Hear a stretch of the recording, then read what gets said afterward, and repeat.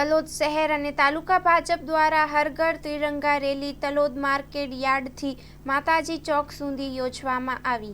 આજે તલોદ શહેર અને તાલુકા ભાજપ હર ઘર ત્રિરંગા હર ઘર સ્વચ્છતા અભિયાન અંતર્ગત ત્રિરંગા યાત્રા મોટી સંખ્યામાં યોજાઈ। માનનીય પ્રધાનમંત્રી શ્રી નરેન્દ્રભાઈ મોદી સાહેબના નેતૃત્વમાં દેશભરમાં સ્વચ્છતા અભિયાન ચાલી રહ્યું છે।